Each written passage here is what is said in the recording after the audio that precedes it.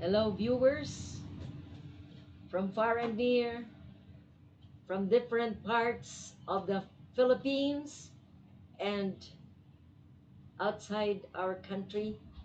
We're very happy to welcome the viewers we have had from the USA, from Canada, from Italy, from Europe, from Australia, and also from the Gulf regions.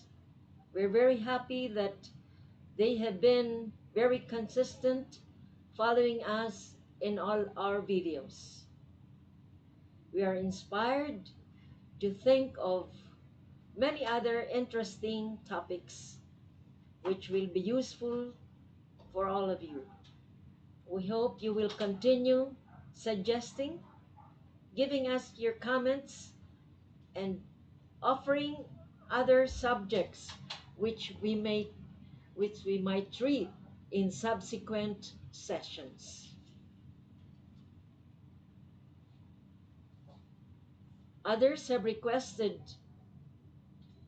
that we wait for them because of some technical glitches. So we're going to give them time to gather and be able to join us in this particular topic on introductions. First, introducing oneself to others, and with you as the introducer, you introduce people to guests or to persons of authority or to the clergy or to your employers. So we will try to get information so that we could be updated on how to act appropriately according to etiquette, we might say. It is always good to conform with what is respected in the community as a matter of custom or as a matter of formality approved in all circles of society, and as a matter of observed rules in the business circle. It's good to know these so we will find our place in the sun. We will find our place surely if we act and conduct ourselves in the right manner, in the right place, also in the right time.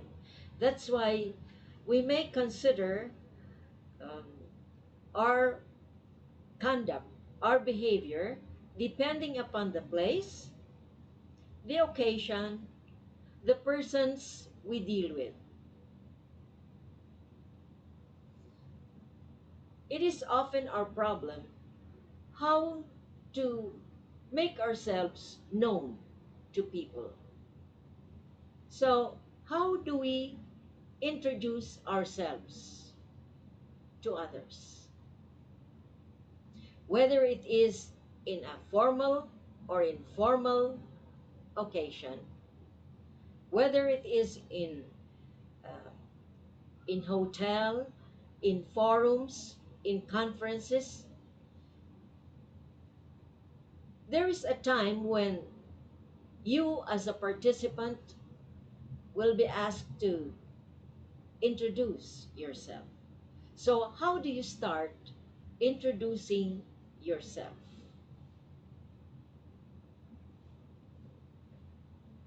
How should I act? I think in a formal setting, if you're asked to introduce yourself, you should stand. Okay? Stand. And from your seat, you don't have to go to the speaker or to the lectern. It's not necessary if it is in a group, unless you are the guest speaker. And when you are the guest speaker, it's not your problem to introduce yourself, because then you have to be introduced by somebody. Officially, you have somebody to introduce you. So let's take first this simple situation. In a conference, for instance, all of you have your own seats, and then you are asked, each one takes his turn to introduce himself. So you rise, introduce yourself. First name and last name. Clearly. So I am Charlemagne Gomez. Complete name. Is it necessary to mention your middle name? Yes, it is. Filipinos are now very uh, fond of, if you are married, you say your name from your father and your husband's name, hyphenated usually, if it is in writing. So you say your first name, then your hyphenated name with your maiden name and your husband's name. So simply and clearly state your first and last name. Please don't state your titles. Don't mention honorifics. State clearly your name and your family name, the first and last name. Now remember, if your name is rather difficult to pronounce, maybe you have to say it slowly or repeat it. Now, if the audience does not understand you, maybe they will approach you for a repeat of your name or for a spelling of your name. But simply just state your first and last name very clearly without titles. No titles, not even your PhDs. No, no title.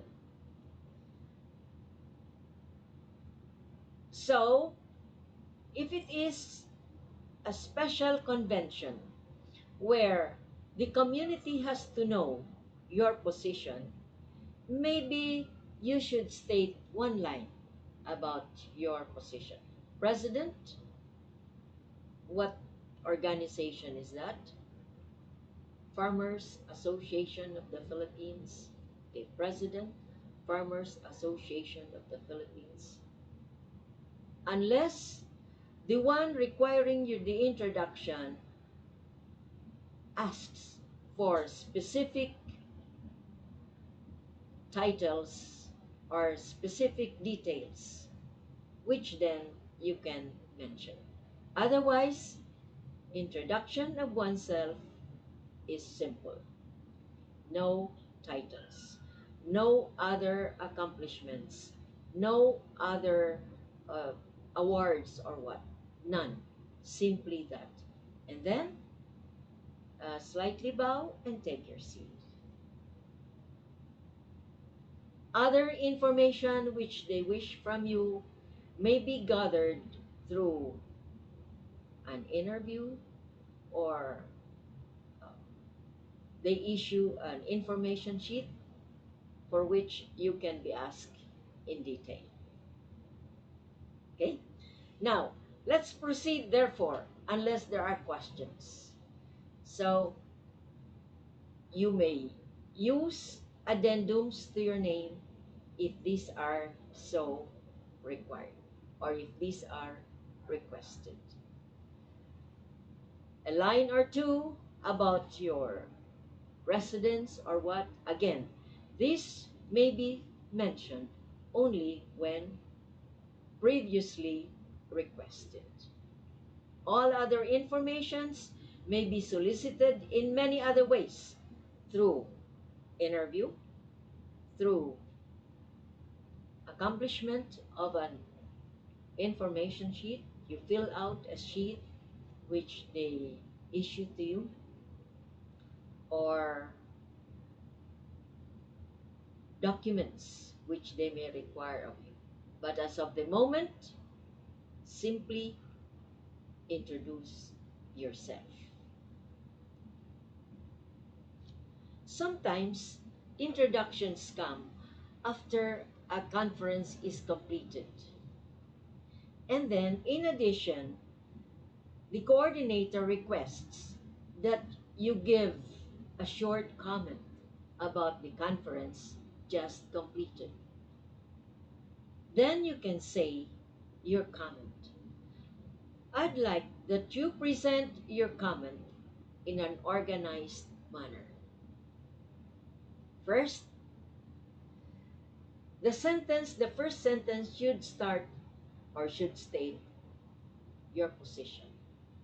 How did you like the conference? Give a positive comment. So that is your position. I was highly satisfied. I was very pleased with the proceedings or with the conference we have just finished. Okay? That's your position. Please, if you have any objection, if you have any negative comments, put that aside. This is not the time for you to make suggestions. So, state a position. You are pleased, you are satisfied, you're highly informed, you were so pleased with what you learned, you were educated with what was discussed by the different speakers. Get a position. Then the second statement is, so first position, second line, give me the reason. Why were you pleased? Why do you think you got you you found it very educational? One reason why you found it very educational. Okay? The speakers discussed completely and very satisfactorily in a comprehensive manner this particular topic. And I think it was very enlightening that I got to know more about this, more about this, more about this. So you had reason for saying the first statement. You're not telling a lie. You are sincere. So your position, then state your reason why you were why you learned so much. And then the third, maybe if you can provide one example, you can say, for many years, I have been researching for enlightenment about this particular topic. And this was discussed thoroughly by the speaker. Okay? So you had your position, your reason why you state so, and the example that you. And the fourth sentence that you will say is, back to your position, repeat your position. Remember, you felt it was educational. You learned so much. Then, in the last, you can say your own personal experience. Oh, coming from very far part of the country to this conference is worth it.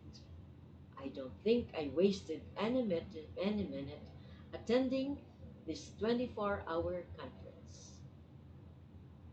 Thank you for having invited me as a participant for this conference. So that can be a simple comment. Don't exceed 4 lines. I said 4 lines. To make your comment very reasonable, sincere, believable. Mention affirmative things. Mention positive things. Mention not really praise, uh, but something positive. So, position, state your position, why you like it. You like it is already a position. I love the conference. That's already a position. Then give one reason why, and then example for that reason, just to make you sound convincing. And then you close it up with your own opinion. Okay? Not exceeding 4 lines. Is there any other situation which would need your introduction? So in that way, you introduce yourself with your beautiful comment. Okay, now we come to you as introducer of others. You will introduce others. Now, remember this. When you are introducing a person to others, consider first, you will call the name of the person you are introducing the person to. That means call the name of the person of authority. Call the name of the boss. Call the name of the general manager. Call the name of the highest position. Call the name of the clergy. So, when you have a client here, and then you have the manager of the company, the name of the manager of the company is Mr. Sarmiento. Call the manager of the company, Mr. Sarmiento. This is Martin Lucas. Again, mention the name of the person of authority. Now, if it is a clergy, Father Nieves. Father Nieves, this is Joseph Lorena. This is Joseph Lorena. You call the person of higher authority first. Then you call the name of the younger person. Okay? Now, you are to introduce a client to a group. Okay? Who will be the higher person you will call? A client to a group. Then you call the name of the client as if he were the person of authority. Mr. Gomez, this is the client. These are the members of our staff. Mr. Gomez, that is the client.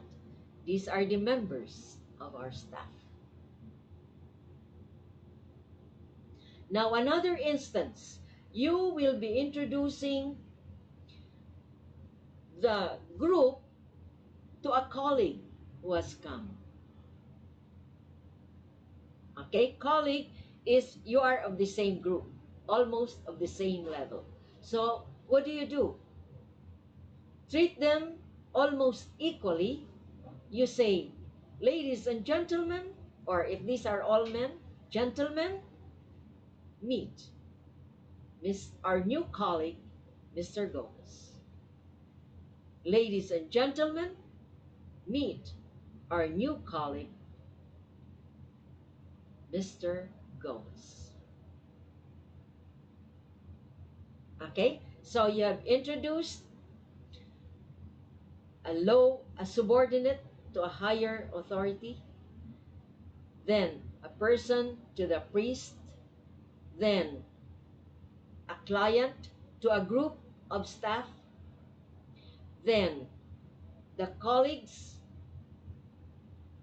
are introduced, or the new colleague is introduced to the rest of the group, you say, gentlemen, or if these are composed of all ladies, ladies,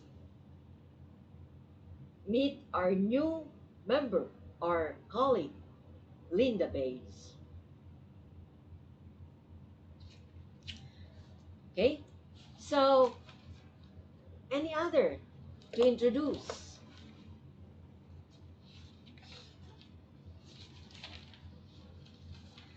Now, if you are going to introduce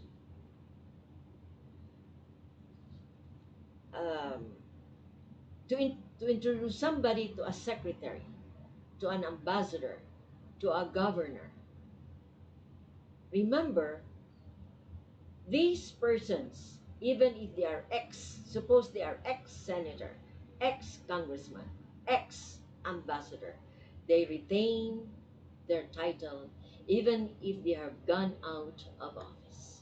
So, Senator, this is Martin de Lucas. Ambassador, this is. Okay? So, uh, suppose you're introducing a friend to a boss. So, whom do you call first? Again, the boss. This is Martin Zamora. You don't have to say the boss, say the name. Mr. Sarmiento, this is Martin Lucas.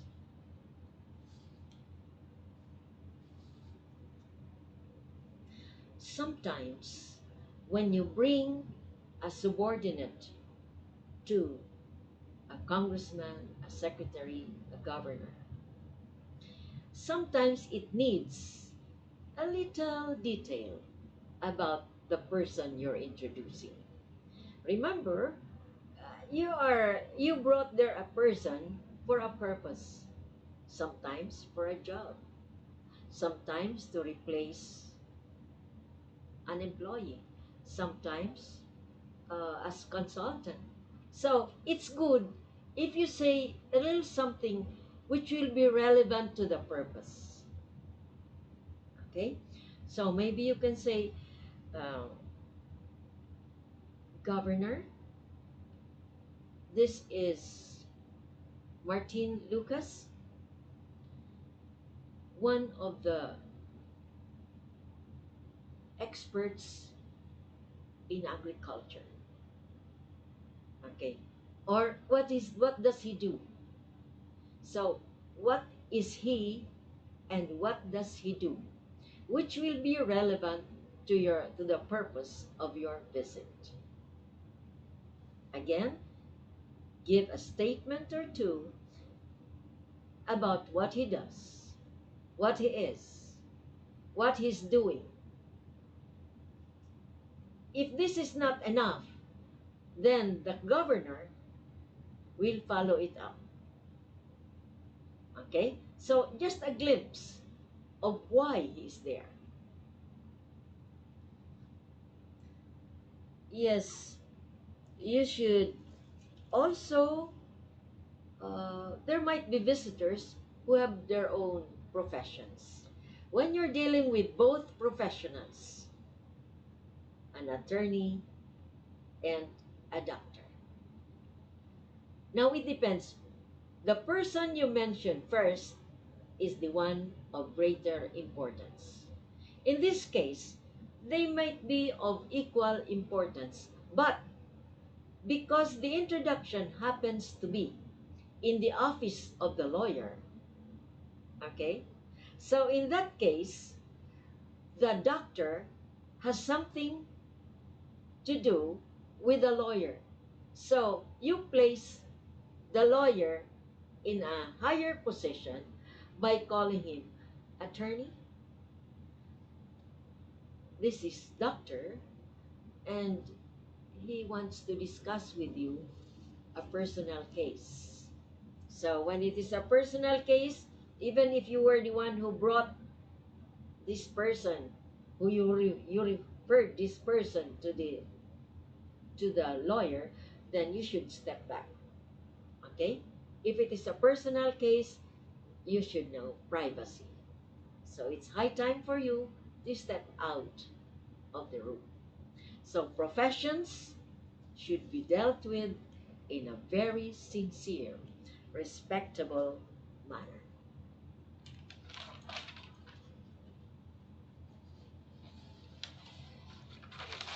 Okay, how about um, sometimes introductions may be unnecessary.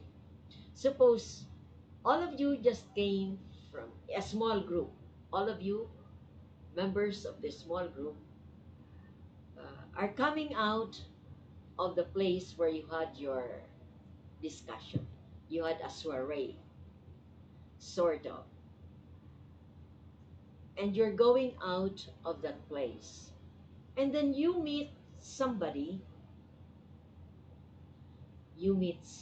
familiar. That person known to you did not be introduced to the group. Okay? Remember, I am imagining a situation where you're intact as a group. You are the leader of the group. They are going with you because maybe you're going somewhere else.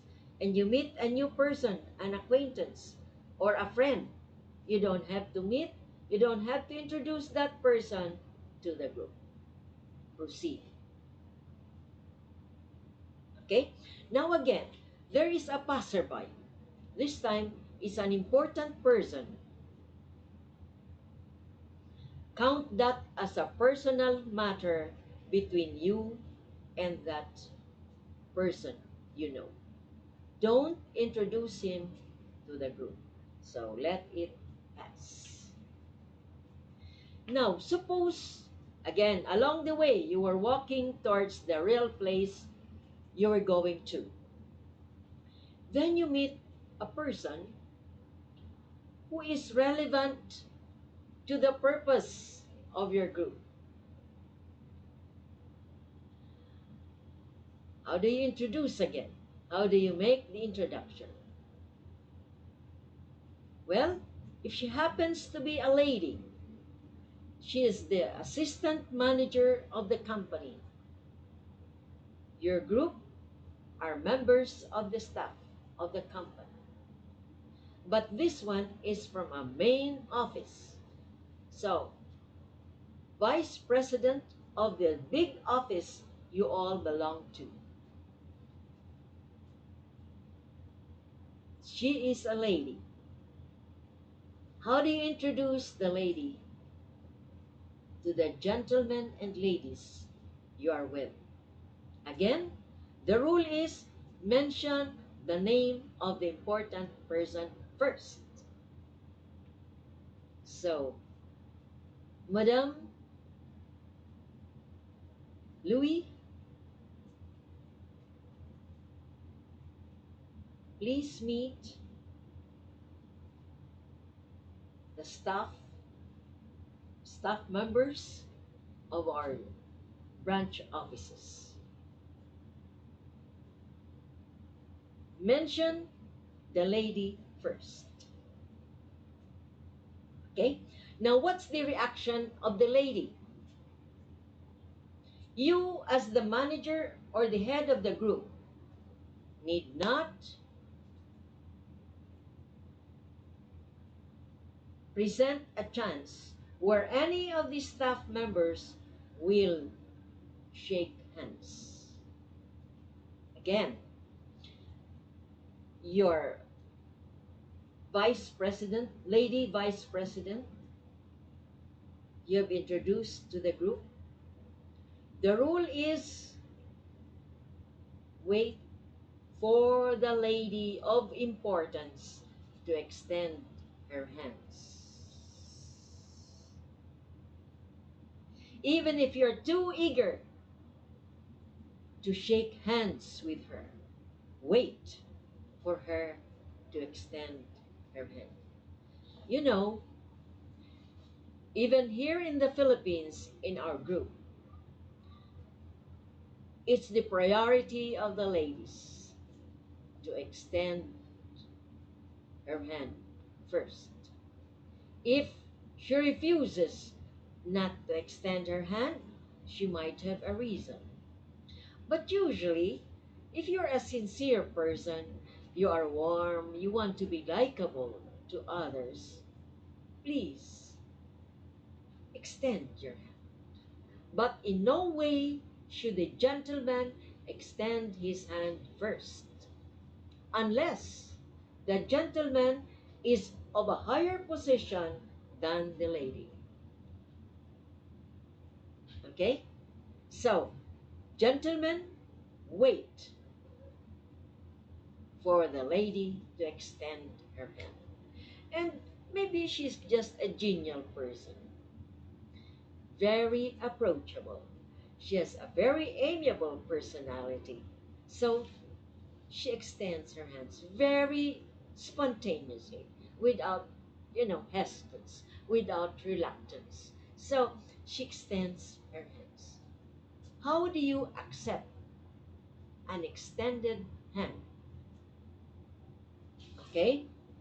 Shaking of hands should be done in a very warm manner. The extended hand should be clasped warmly, but not in a clinging manner. The shaking of hands should be a clasp, firm clasp, not more than 4 seconds. And there is no pumping, you know, even if you are that over eager to shake the hand of the lady, please. Firm grasp, but not a clinging grasp. Clasp. It should be a firm grip of the hand, clasp, not more than 4 seconds. And then shaking of hands with a smile, and then just relax it. Gentlemen, no matter how you admire the lady, don't cling to the hand for more than that time. Otherwise, people might think something's wrong with you. Okay? Also, I said it should be a firm clasp, firm grip of the hand. Some others offer only the tip of the hand. This is a sign of lack of character and lack of sincerity. You're too afraid to pass on a disease or to get infected by a disease. Okay? Sincerity counts. So, after shaking of hands, the lady may shake hands to all the members of the group. But again, know how to shake hands. Firm, not more than 4 seconds, and with a smile. Do you say your name when you are shaking hands? Not necessary. Okay. Um, what about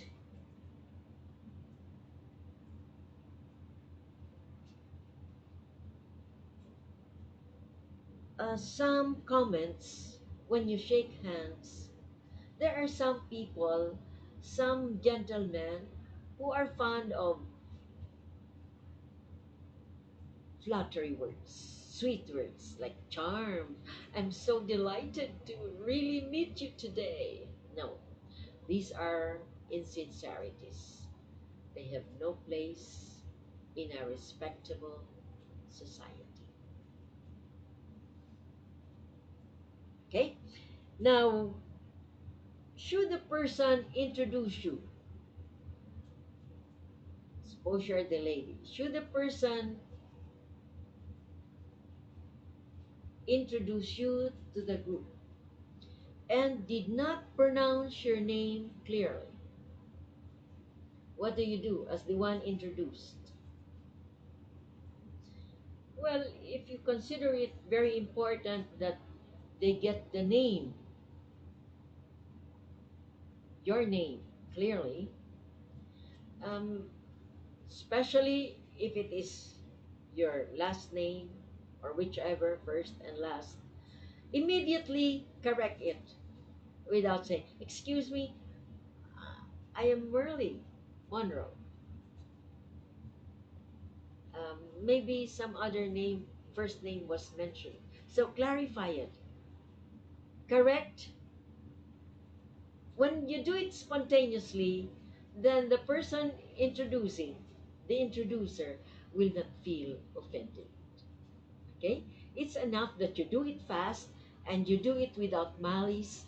Then your correction can easily be um, taken. Okay? Without meaning anything. So do it in a very spontaneous, very impartial manner. Don't don't make don't present it with malice. Okay? So, shaking of hands is a very good sign. It establishes relationships. You say it or you do it when you welcome people or when you say goodbye. Okay? What can you say when you are shaking hands? Okay? Shake hands. Suppose it's just a small group. You are only two who are being introduced. So when you shake the hands of the person, um, usually the person of authority will say, "How do you do?" How do you answer that? You can also say, "How do you do?" How do you do? How do you do? Don't say anymore, "Fine, thank you." Okay. How do you do? How do you do? How do you do? Okay. And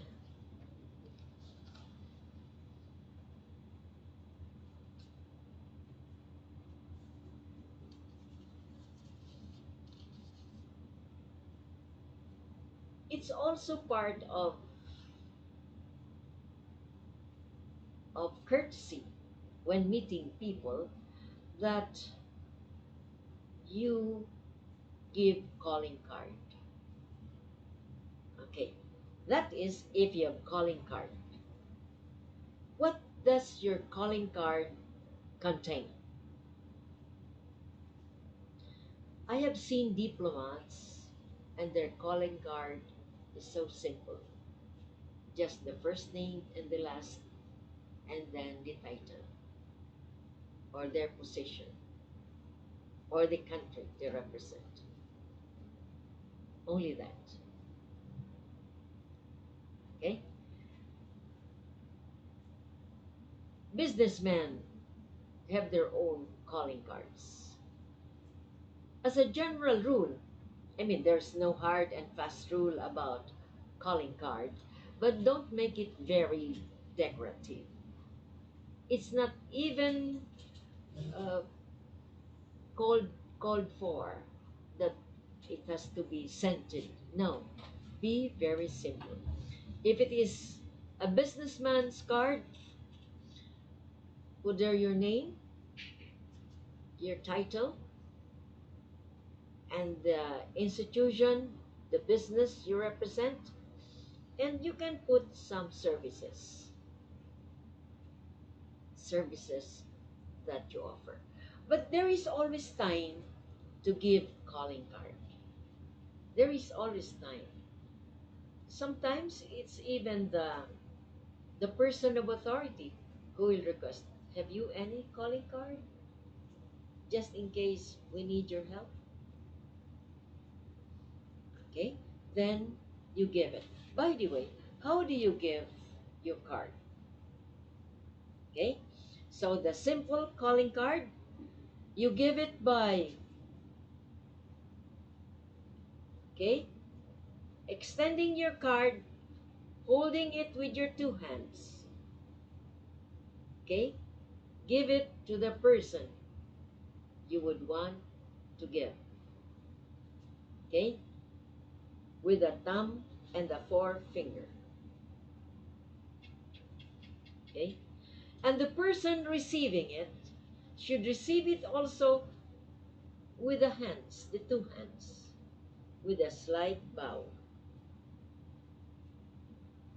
After receiving it, look at it for a while before keeping it into your bag or into your pocket.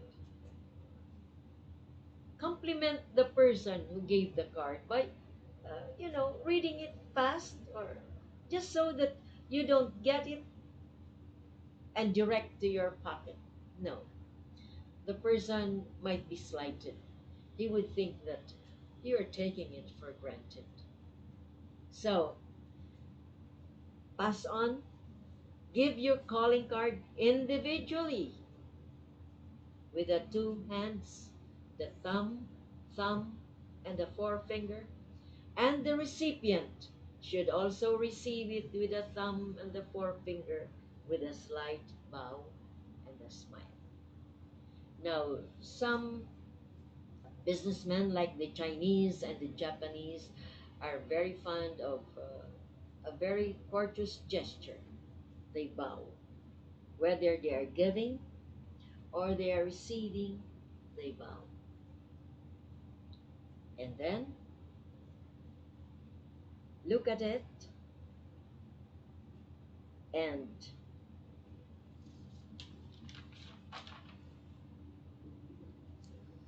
okay. So that is about calling card. Now, since you're dealing with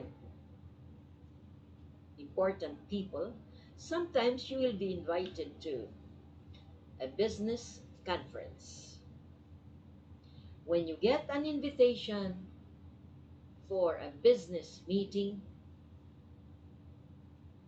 be sure you accepted it.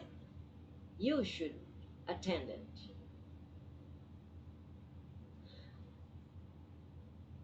Businessmen are that decisive. When they invite you to a certain meeting, they know it's going to happen, and it has to happen whether you're there or not.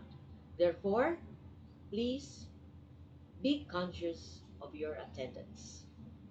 Be there promptly in the venue stated and promptly attend it. And also be properly dressed. You don't have, it depends upon the place of meeting. If it is a formal setting, well, adjust. Consider the setting, consider the occasion, the business, and consider the person who might be in attendance with you.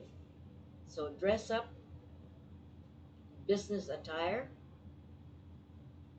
be presentable from head to toe. Ladies, you don't have to attend a meeting where you are fully loaded with jewels. Sometimes ladies are so successful, they are bejeweled, and so they attend meeting with all their fingers are with rings. No, um, don't be pedantic like a peacock. You don't show off. Don't flaunt. Okay? Well, according to our this uh, lady who is an expert in etiquette, Conchitina Bernardo, is an author of books on etiquette. For ladies, the most number of jewels that you should have in your body is 3 pieces: two earrings, a necklace, or a bracelet with two earrings. Well, anyway, if it is 3 to 5, 5 is already in excess of the minimum. Don't flaunt your wealth like a peacock. Okay? Also, be careful about scents. It's not admirable for women to be heavily scented. It's good to be to smell like somebody has freshly been to bath with good soap, not odor which is suffusing. It hurts your nose as this scent passes your nose. Okay, so be prompt, be formally attired, okay, and ready to have a good face, a healthy look. Then express your gratitude for the meeting extended to you. And if it is a formal place, even if it is a private place, gentlemen refrain from smoking.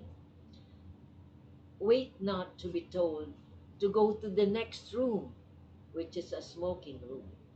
Please don't smoke. Also, ladies, don't be over anxious about being treated as a lady.